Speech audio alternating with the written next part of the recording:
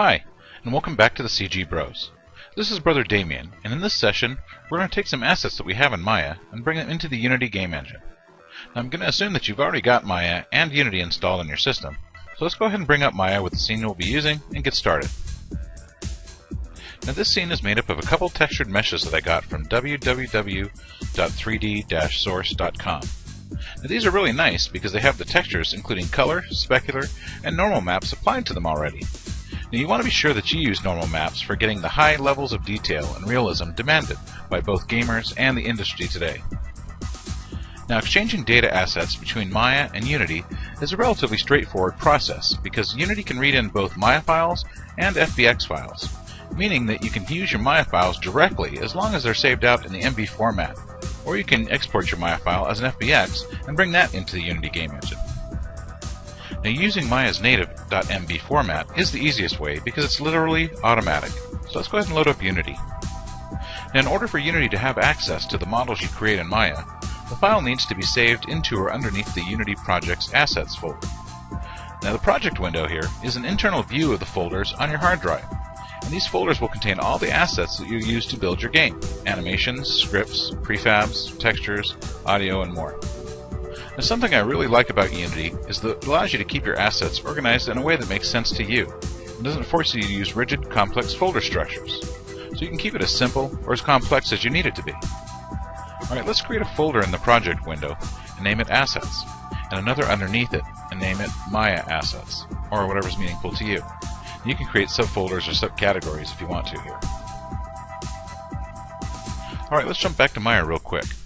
Now without anything selected, let's go up to the File, Save As, and select the Options box, and come over to be sure that it's set to .mb, and hit Save Scene As, name the file, and save our file to the Maya Assets folder we just created under our Unity Projects Asset folder.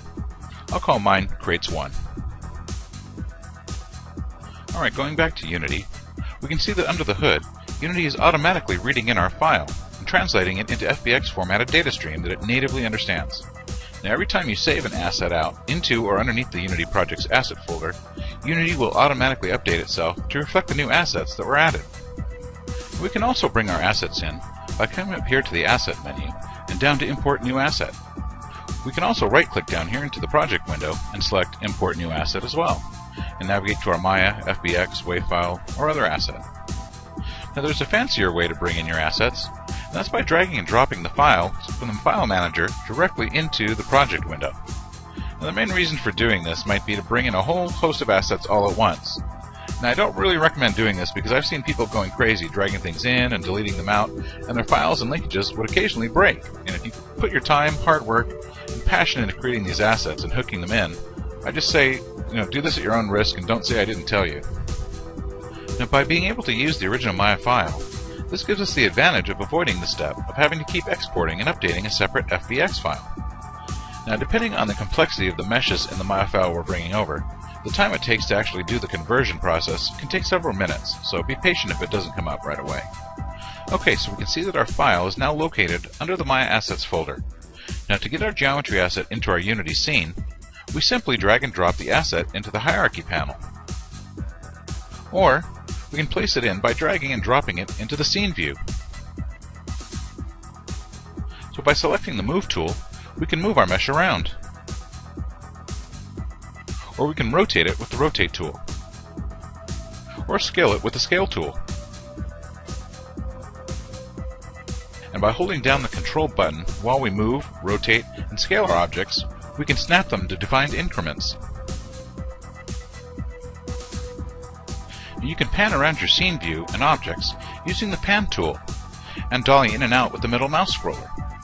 Or, you can hold down the Alt key, and using the left mouse button you can orbit around your scene and objects, and using the right mouse button you can dolly in and out. Now if you've lost track of something in your scene, or you just want to focus in on an object in your scene, select it in the Hierarchy window, and by hitting the F key on the keyboard, it zooms it in. Or you can simply double-click on it in the Hierarchy window.